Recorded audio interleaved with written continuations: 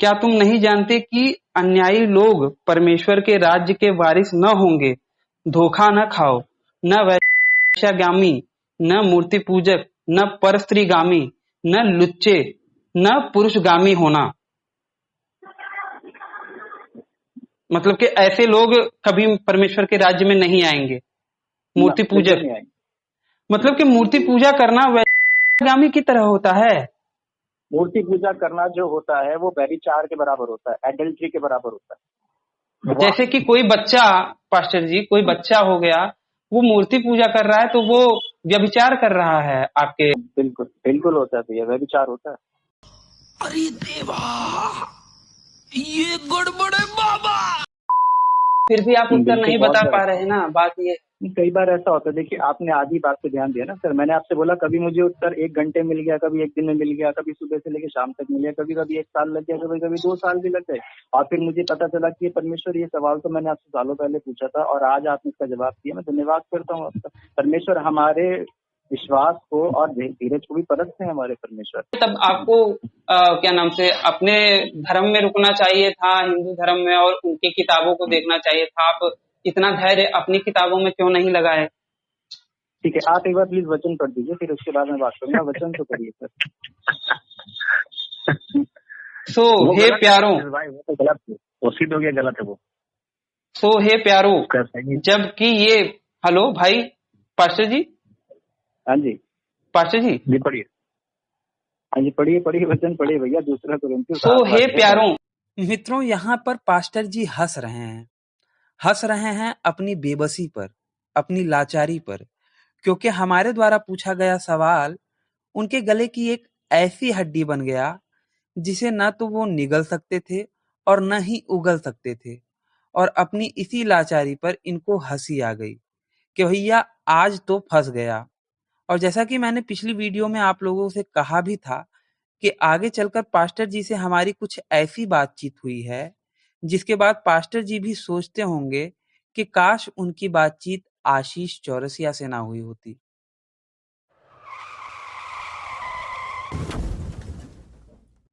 तो नमस्ते मित्रों, वैचारिक मंथन एक्स मसीही यूट्यूब चैनल पर मैं आपका साथी आशीष चौरसिया आप सभी का हार्दिक स्वागत एवं अभिनंदन करता हूँ।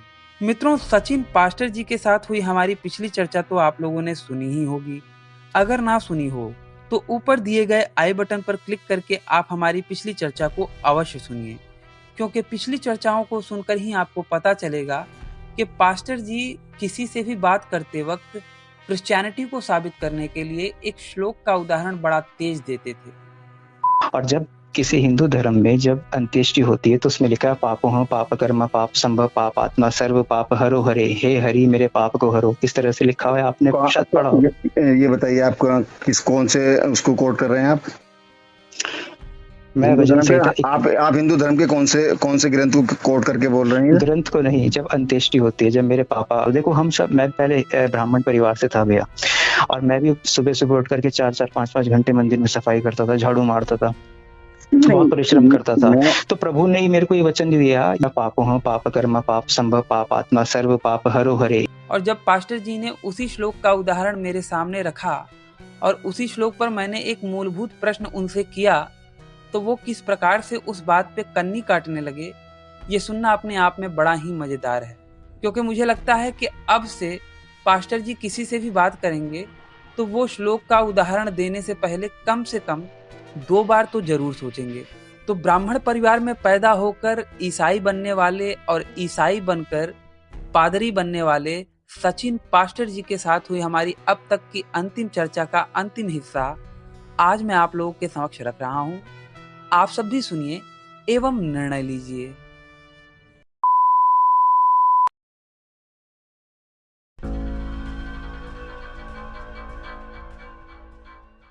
देखिए, जब आप जानते हो, जब किसी की मृत्यु होती है ना, तो उसमें कभी शमशान में किसी को जब ले जाते हैं तो वहां पर एक जो पंडित होते हैं ना, वो अंतिम क्रिया करने वाले, वो एक ना श्लोक पढ़ते हैं। वो श्लोक कुछ इस प्रकार वो सब ढकोसलेबाजी है, मैं उसको नहीं मानता।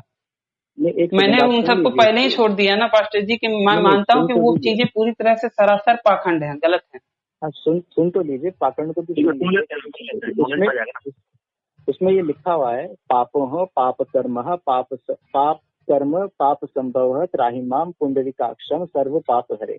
वहां पर ये कहा जाता है कि हे परमेश्वर, मैं तो एक पापी, पाप कर्मी, पापात मतलब पाप में उत्पन्न हुआ हूँ। हे परमेश्वर, मुझे बचा लो और मेरे सब पापों को हर लो। देखिए, इस प्रकार से तब कहा जाता है जब कोई व्यक्ति मर जाता है, उसके लिए एक श्लोक पढ़ा जाता है और वो यही है, पापोह पाप कर्म पापात्मा पाप संभव त्राहिमाम पुंडरीकाक्षम सर्व पाप हरे। अब मैंने इसको आपको अर्थात भी बताया कि हे परमेश्वर, मेरे सभी पापों को हर लो। मेरी जिंदगी में त्राहिमाम है, अंदर से लेकर बाहर तक मेरी जिंदगी में त्राहिमाम भरा पड़ा है। अंदर भी अनाज्ञाकारिता है मेरे और बाहर भी अनाज्ञाकारिता देखता हूँ। और अब मैं क्या करूँ? तो उससे मैं क्या करूं? विचार उनके ग्रंथों से मैं क्या करूं? पड़ा है। हाँ, वही ना कि परमेश्वर मैं क्या करूं? मैं तो खुद कुछ नहीं कर सकता, मतलब तो पापों में आप ये कहना चाह रहे हो पास्टर जी कि जो हिंदू धर्म हम लोगों ने छोड़ के आ गए उसमें ज्यादा सही बातें थी? नहीं, हिंदू धर्म की बात ही नहीं, क्योंकि ये तो हिंदू धर्म में ही बोला जा रहा है ना। हिंदू शब्द तो बाद में दिया गया है सर। हिंदू शब्द की तो बात ही नहीं कर रहा मैं भी तो हिंदू धर्म से ही पहले बिलोंग करता था, लेकिन मैं हिंदू की तो बात ही नहीं कर रहा, ना मैं हिंदू की ना मुसलमान की, मैं तो बात कर मंत्र रहा कौन पढ़ता है? मरने पर लोगों के मंत्र कौन पढ़ता है? हिंदू पढ़ते हैं या फिर मुसलमान पढ़ते हैं पास्टर जी? नहीं, कोई भी पढ़े, वहाँ पर एक इंसान पढ़ता है जिसकी हिंदू पढ़ते हैं, ये बात एक्सेप्ट कीजिए ना पास्टर जी। देखिए, आप हमसे कहीं ज्यादा सीनियर पर्सन हैं, कम से कम आप इस बात को एक्सेप्ट तो कीजिए, क्योंकि हम लोग बहुत झेल रहे हैं इन सब चीजों में। बात यह है कि भैया मंत्र तो पढ़ते हैं पंडित जी, और फातिहा पढ़ते हैं या फिर उर्दू पढ़ते हैं, क्या नाम से मुल्ला जी। हमारे यहाँ पे father son and holy spirit का वो किया जाता है। तो हम कैसे, मतलब कम से कम इस बात को एक्सेप्ट तो करना चाहिए। क्या कहते हैं अर्जुन भाई? सही बात है। किस बात को? कि भैया एक्सेप्ट कीजिए कि हाँ भैया वो हिंदू लोग हैं, वो हिंदू वो मंत्र है, वो हिंदू बातें हैं। इतना जानते भैया कि वो व्यक्ति जो मंत्र पढ़ रहा है वो एक इंसान है जिसको ये नहीं पता कि वो जो पढ़ रहा है वो एक्चुअली में क्या है। और उसे पता भी होगा तो उसे बताओगे तो वो जानने में शायद दिलचस्पी ना दिखाए, क्योंकि सत्य को जानने में बहुत कम दिलचस्पी। पास्टर जी, वो मंत्र कौन से संस्कृति का होगा मंत्र? वो मंत्र पास्टर जी, वो मंत्र बोलने वाला किन चीजों को मानता होगा? वो मंत्र मानने वाला, सुनिए अर्जुन भाई, वो मंत्र पढ़ने वाला पंडित जो है, पाखंडी जो है, वो मंत्र पढ़ने वाला वो तो कृष्ण जी को मानता होगा, या फिर शंकर भोलेनाथ जी को मानता होगा, या फिर दुर्गा माता जी को मानता होगा। ऐसी ही चीजों को मानता होगा, शैतानों को। बिल्कुल बिल्कुल। तो उनका उदाहरण लेके मैं क्या करूंगा? ये भी बात सही है। और अगर पास्टर जी उनका उदाहरण सत्य को बताने के लिए दे रहे हैं, तो मतलब कि पास्टर जी ये यकीन कर रहे हैं कि उनके हिंदुओं में, वो उन पाखंडियों के बातों में सत्यता है।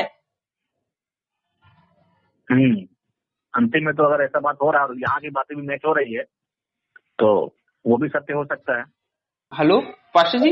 हेलो, हाँ जी भैया, एक वचन आप पढ़ दीजिए, उसको पढ़ दीजिए आप, 2 कुरिन्थी उसका 7वां अध्याय, 2 कुरिन्थी। नहीं पास्टर जी, थोड़ा सा मैं ये कर दूं। नहीं भैया, आप वचन पढ़ दीजिए, मैं आपसे कोई विवाद नहीं करूंगा। नहीं, मैं विवाद नहीं, अरे महाराज पास्टर जी, मैं मतलब आप जरा सा भी वो मत समझिए कि हम लोग आपसे, आप अगर कहेंगे तो मैं क्षमा मांगने के लिए तैयार हूँ। अगर मेरी किसी भी बात से आपको ठेस पहुंची हो, आप मेरी कोई बात मानना चाहते हैं तो वचन पढ़ दीजिए। मेरी अगर कोई बात मानना चाहते हैं, अब क्षमा की तो बात छोड़िए, मैं आपसे नहीं कह रहा क्षमा मांगिए या ऐसा कुछ, मैं ऐसा नहीं कहता। बस आप वचन पढ़ दीजिए अगर आप मेरी मानना चाहते हैं तो। बस 2 नहीं, क्योंकि प्रभु ने कहा है कि क्षमा मांगने में और कभी भी पीछे नहीं हटना चाहिए, क्योंकि परमेश्वर तुम्हें क्षमा करेगा। 2 कुरिन्थी 7वां अध्याय 1 वचन पढ़ दीजिए आप। 2 कुरिन्थियन 7वां अध्याय 1 वचन। एक मिनट।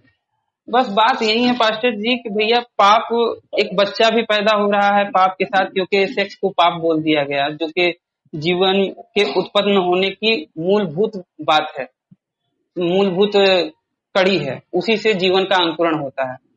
तो 2 कुरिन्थी उसका 7वां अध्याय 1 वचन। हाँ 2 कुरिन्थी।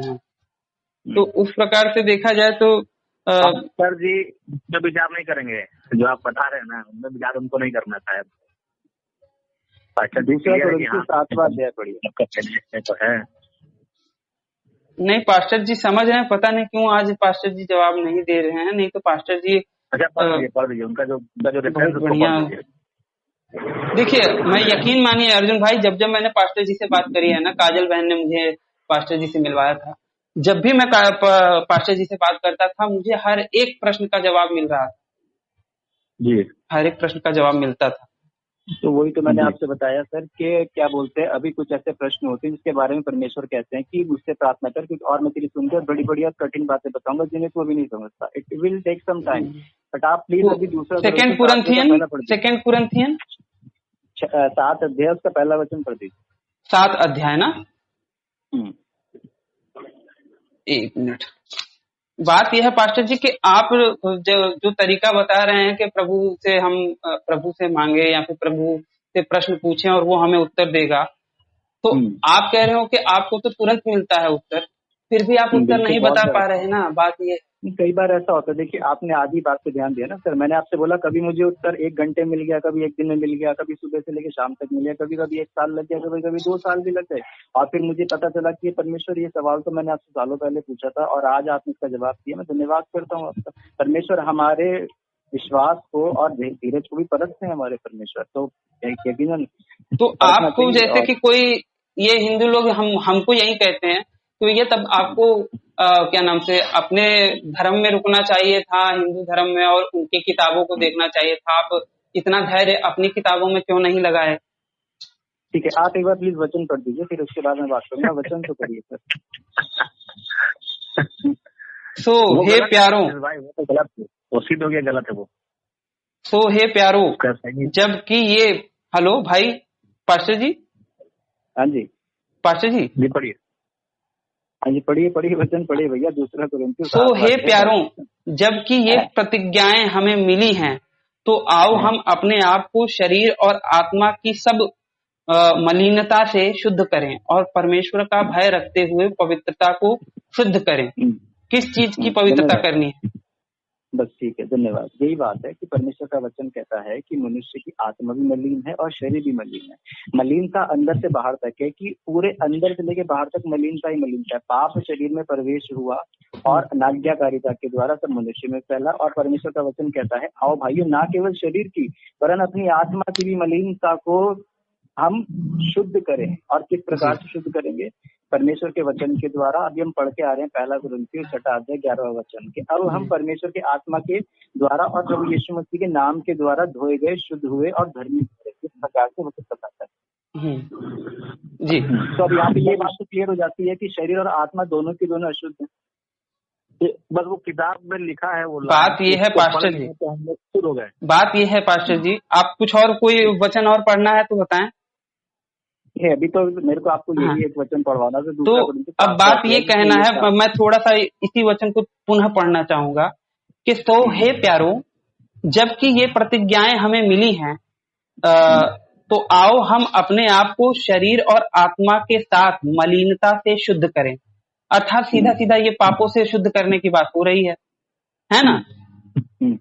और परमेश्वर का भय रखते हुए पवित्रता को सिद्ध करें कि भैया हम पापी नहीं हैं। इस चीज को सिद्ध करना। अब बात यह है कि ये पाप जिससे हम शुद्ध होने की बात कर रहे हैं, जिससे हम अभी ग्रसित हैं, जिससे हमें शुद्धि चाहिए, मानवता को शुद्धि चाहिए, ये पाप आया कहां से? अनाज्ञाकारिता। अनाज्ञाकारिता से। अनाज्ञाकारिता के कारण ही मनुष्य जो है वो पापी बन गया।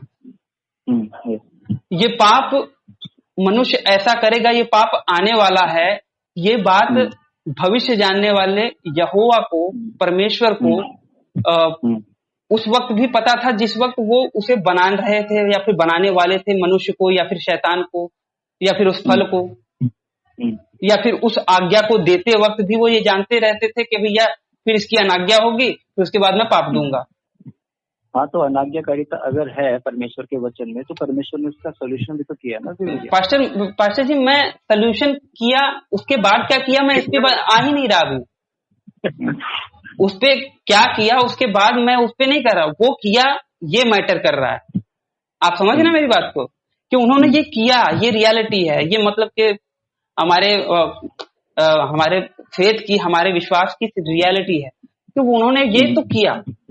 मतलब कि गाड़ी बनाई और उस गाड़ी का एक्सीडेंट होने वाला है, ये पहले से पता था, और उस एक्सीडेंट में मेरा ही बच्चा मरने वाला है, ये मुझे पहले से पता था, फिर भी मैंने गाड़ी तो बनाई और बच्चे का एक्सीडेंट तो हुआ, और फिर उसके बाद मैं फिर कैसे कहूं कि भैया मैंने पाप को नहीं फैलाया, क्योंकि मैंने चाहा तभी तो मत वो करो गाड़ी बनी और तभी अनाज्ञाकारिता, तो। पाप जी तो मत करो अनाज्ञाकारिता। पाप पास्टर जी, जैसा आप मनुष्य नहीं को समझ चाहिए रहे, वो ना करने की मैं बात नहीं कर रहा, मैं ये कह रहा हूं कि वो पाप आया कहां से है, वो पाप ही अनाज्ञा बनाया किसने है, उसमें किसकी अनाज्ञाकारिता इच्छा से थी। पाप आया है ना भैया वो। अनाज्ञाकारिता से है, ये बात भी जानते थे ना यहोवा कि ऐसे ऐसे होगा।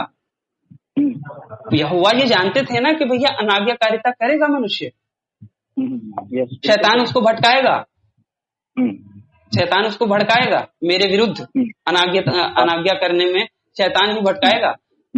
तो मैं कहता हूं शैतान को ही ना बनाते, मनुष्य को बनाते, लेकिन शैतान को ना बनाते तो पाप आता ही नहीं। लेकिन उन्होंने शैतान को बनाया, ये अच्छे से जानते हुए ना कि ये शैतान फसाद करेगा। हमें शैतान को नहीं बनाया था उन्होंने, उन्हें लूसीफर को बनाया था, लूसीफर को ही जिसने बनाया था, परमेश्वर के विरुद्ध परंतु वो लूसीफर आगे चल के डेविल बना, ये मैं जानता हूँ, ये मैटर नहीं करता।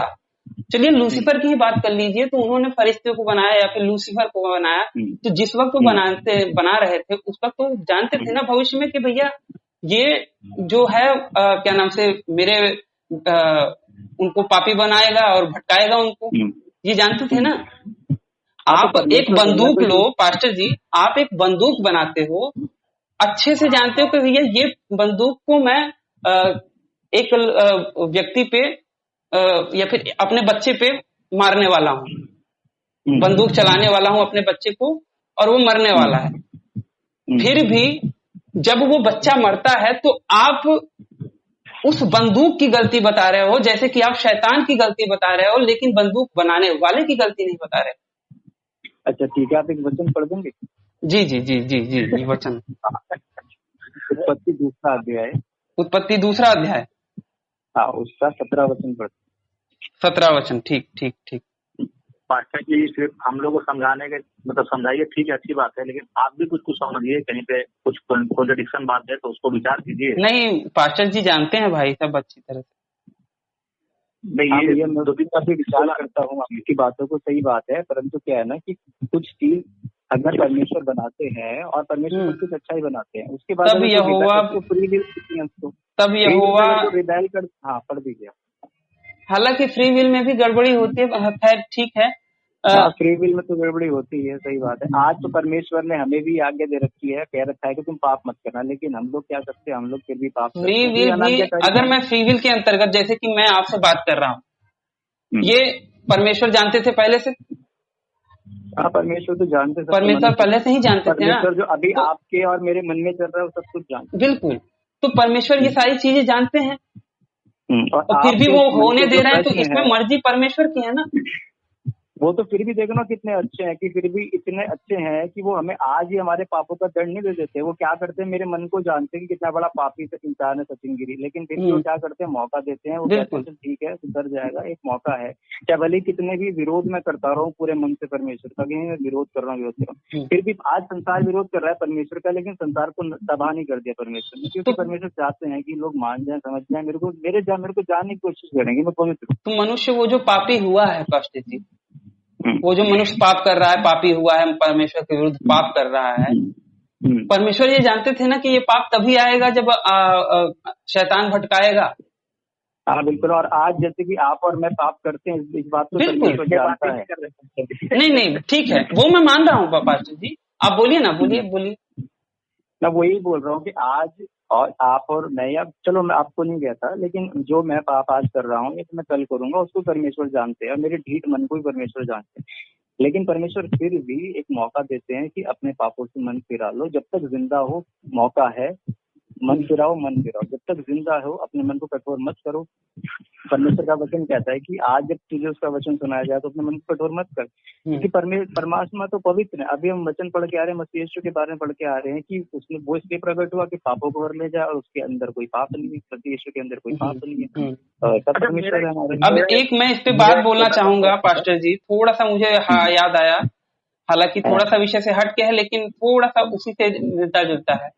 आप एक वचन थोड़ा सा बोल दूं पास्टर जी कि ये जो मनीष भाई हैं, इन्होंने एक गोवा का उदाहरण दिया था कि गोवा इंक्विजिशन जिस वक्त में होती थी उसी टाइम पे कई सारे जो अंग्रेज थे, पुर्तगाली जो थे, वो क्या नाम से हिंदू औरतों का बलात्कार कर रहे थे।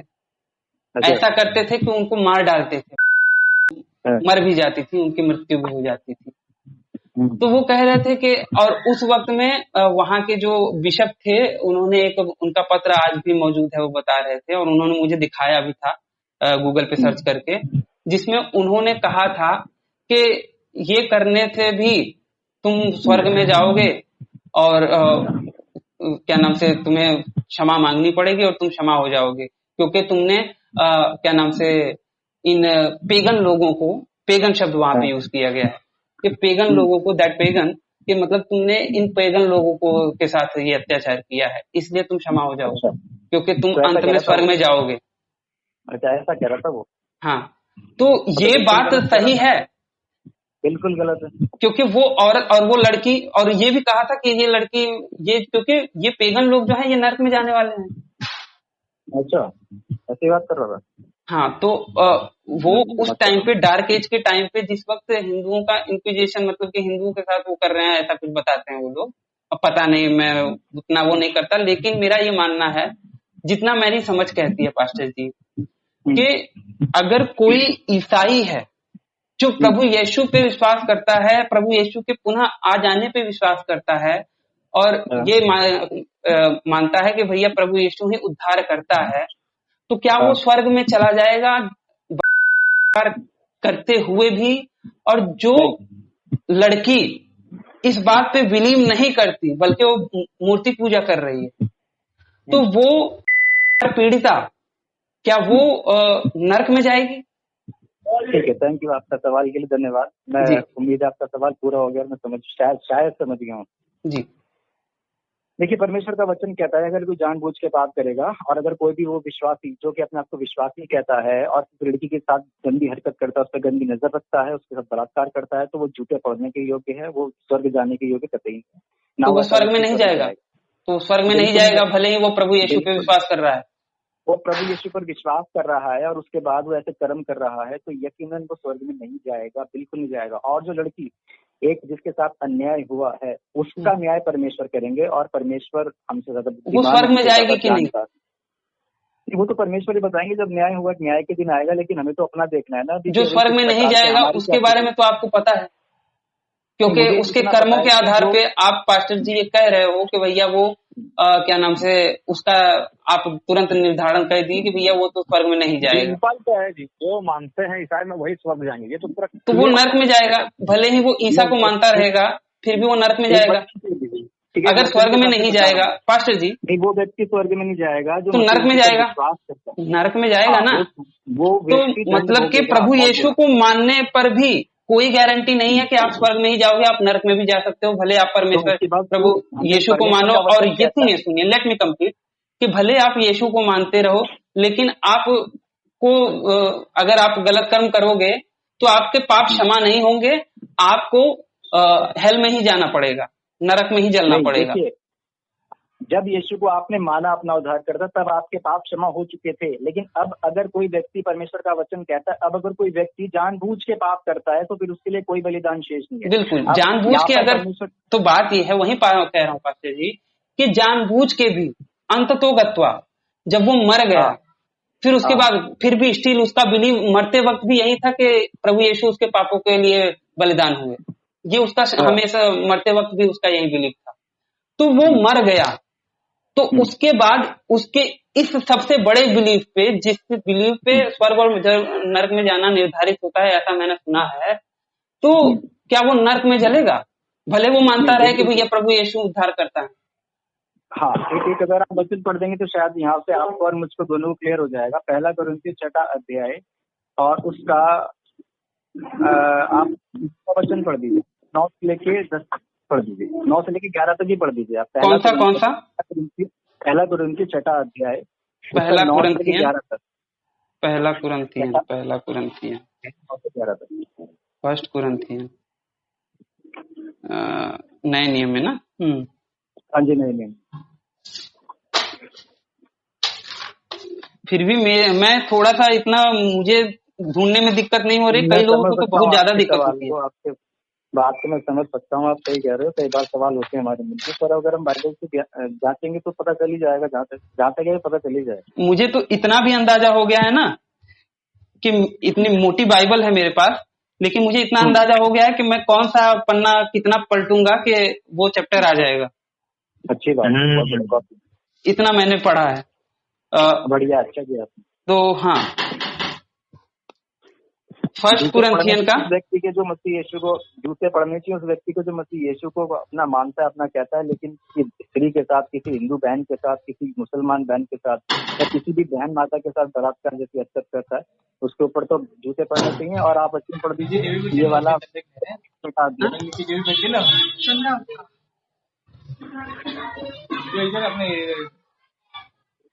पहला कुरिन्थियों 6 हेलो, आवाज आ रही है?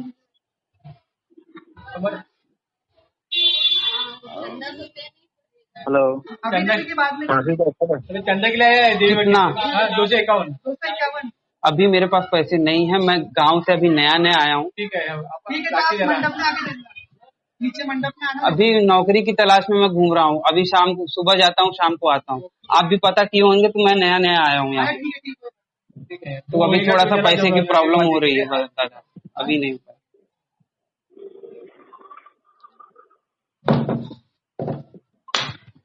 ये लोग आए हैं चंदा के लिए।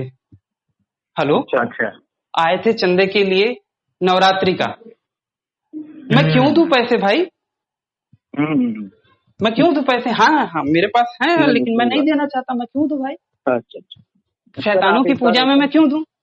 नहीं, बिल्कुल सही कह रहे हैं आप, बिल्कुल बहुत अच्छा आपने बात बोली है। और आप एक वचन पढ़ दीजिए, पहला कुरिन्थियों 6 अध्याय 9 और से ये 11 तक। एक तरीके से ना एक्सटॉर्शन है, इसको चंदा नहीं कहते, भैया इसको भैया एक्सटॉर्शन भैया कहते मेरे को पर्सनल प्रेयर में जाना है, मेरे को पर्सनल प्रेयर का टाइम हो रहा है, आप प्लीज पढ़ दीजिए, मेरे को समय कम है मेरे पास। जी जल्दी जी कर जी दीजिए। जी जी जी पास्टर जी जी, क्षमा कीजिएगा।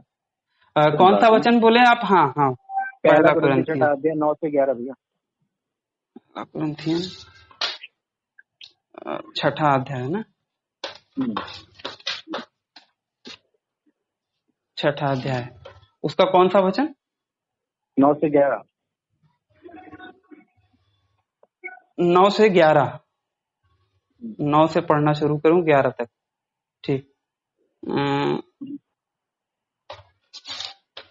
हाँ, क्या तुम नहीं जानते कि अन्यायी लोग परमेश्वर के राज्य के वारिस न होंगे? धोखा न खाओ, न वैश्यागामी, न मूर्ति पूजक, न परस्त्रीगामी, न लुच्चे, न पुरुषगामी होना। मतलब कि ऐसे लोग कभी परमेश्वर के राज्य में नहीं आएंगे। मूर्ति पूजक, मतलब कि मूर्ति पूजा करना वैश्यागामी की तरह होता है। मूर्ति पूजा करना जो होता है वो व्यभिचार के बराबर होता है, एडल्ट्री के बराबर होता है। जैसे कि कोई बच्चा, पास्टर जी, कोई बच्चा हो गया, वो मूर्ति पूजा कर रहा है तो वो व्यभिचार कर रहा है आपके, मतलब कि आपके साथ। तो इसलिए कर रहा है, वो मूर्ति पूजा तो इसलिए कर रहा है ना क्योंकि उसके बड़ों ने इसमें घुसा रखा है, उसे क्या पता मूर्ति जो भी है, लेकिन वो कर तो रहा है ना। और आप कह रहे हैं कि करने वाला व्यभिचारी के समान है, व्यभिचारी जैसा पाप है, तो मूर्ति पूजा करना व्यभिचार के समान हो जाता है पास्टर जी। बिल्कुल बिल्कुल होता है भैया, व्यभिचार होता है। क्योंकि अगर आप देखें तो जो ऑर्थोडॉक्स होते हैं हमारे में, और जो क्या नाम से कैथोलिक होते हैं, वो तो मदर मेरी की भी पूजा करते हैं, और ऑर्थोडॉक्स तो फोटो वगैरह रख के, मूर्तियां वगैरह रख के भी पूजा करते हैं। बिल्कुल गलत करते हैं, आप मेरी उनसे बात करवाओ, मैं उनको बताऊंगा तुम। लेकिन मैं ये मानना चाहता हूँ पास्टर जी कि वो भले गलत करते हैं, लेकिन वो इतना भी गलत नहीं करते कि उनके इस कार्य को व्यभिचार के समान माना जाए।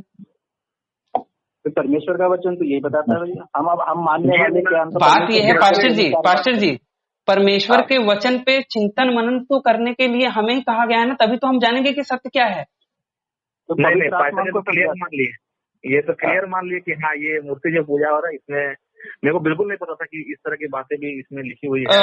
नहीं भाई, लिखी हैं। अब ये मतलब कि है, उसमें क्या है कि भैया दूसरी औरत के साथ व्यभिचार करना, दूसरी औरत के साथ व्यभिचार करना, या वैश्यागामी होना, या फिर लुच्चे लोग कितना लाइटली ले रहे हैं। देख रहे हैं कि शब्द का मर्यादा या शब्द का चयन कितना मतलब विलीन है।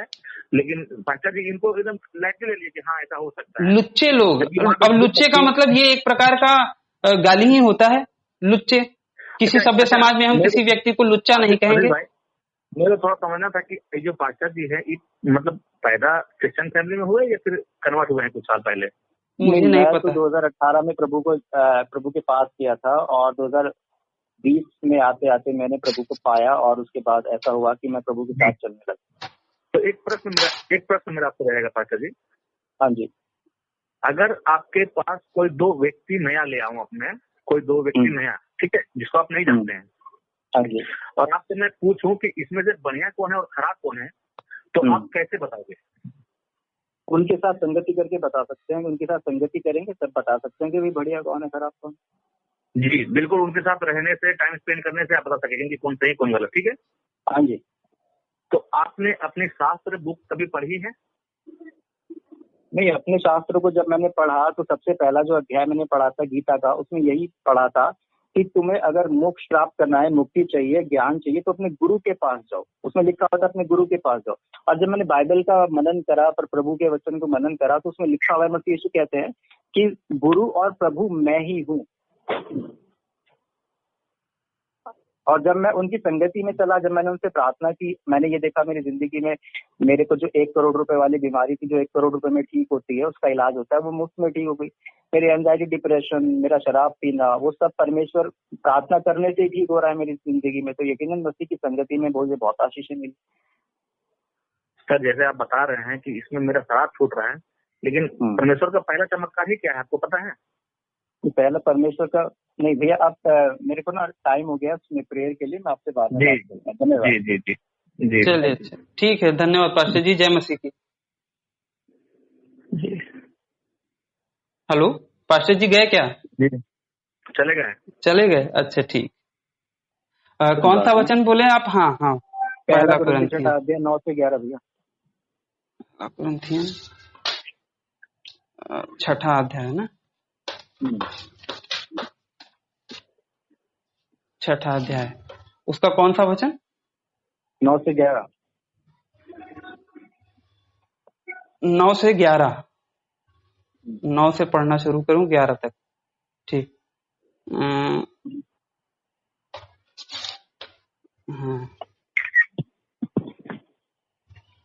क्या तुम नहीं जानते कि अन्यायी लोग परमेश्वर के राज्य के वारिस न होंगे?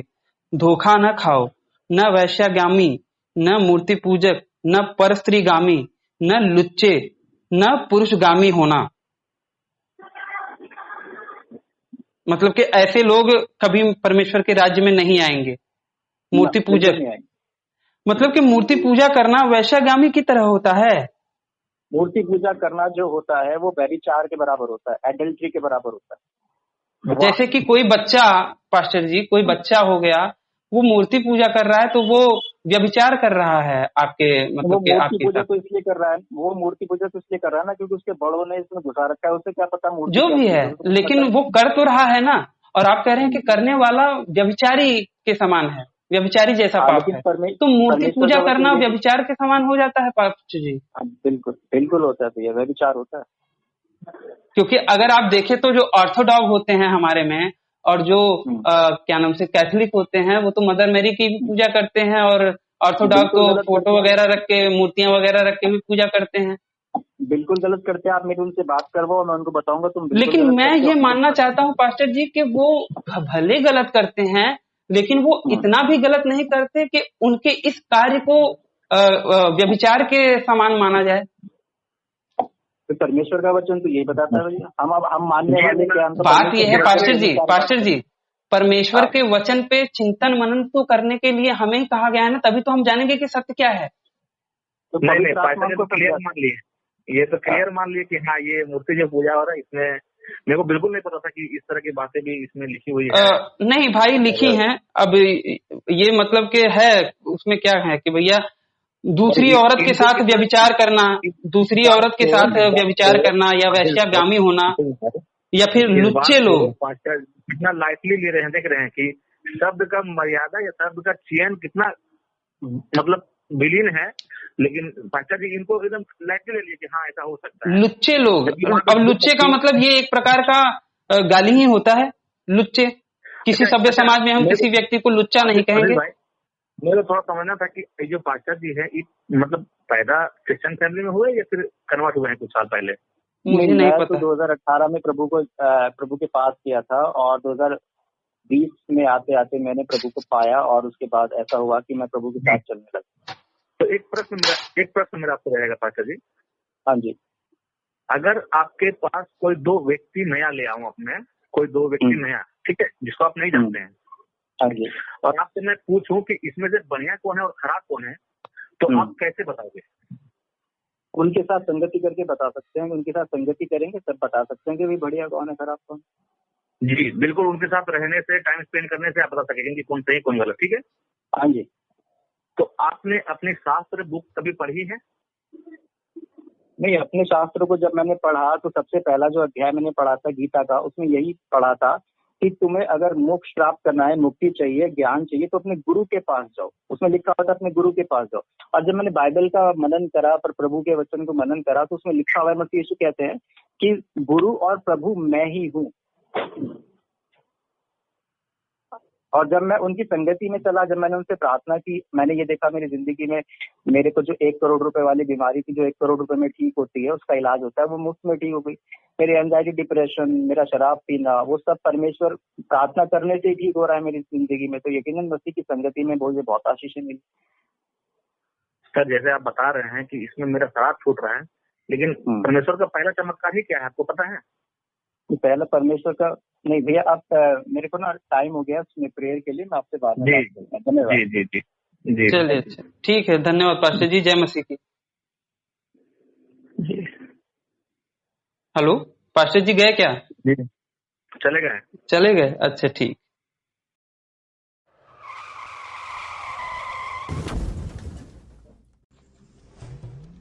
तो बस मित्रों, आज का हमारा ये वीडियो यहीं पे समाप्त होता है।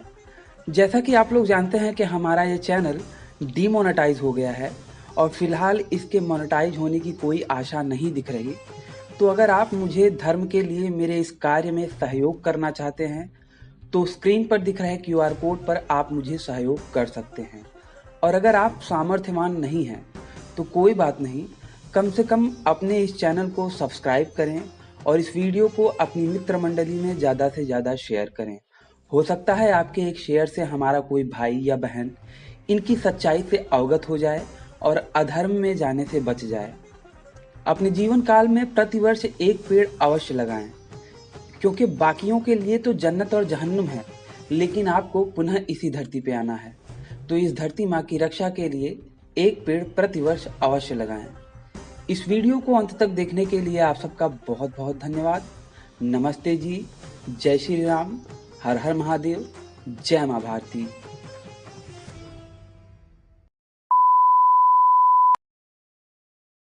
आपने बाइबल पढ़ा है? हाँ, आपने पढ़ा है? बिल्कुल पढ़ा है। अच्छा बोलो क्या हुआ? बाइबल लूका चैप्टर नंबर 19 रूल नंबर 27, वहाँ पे यीशु कहता है, but as for those my enemies who are not have me, reign over bring them hither and slay them before me. इसका मतलब होता है कि मेरे उन बैरियों को मेरे सामने लाके कत्ल करो जो मुझे अपना राजा नहीं मानते। ये कह रहा है यीशु, कह रहा है अपने को राजा नाम मानने वालों को कत्ल करवा रहा है।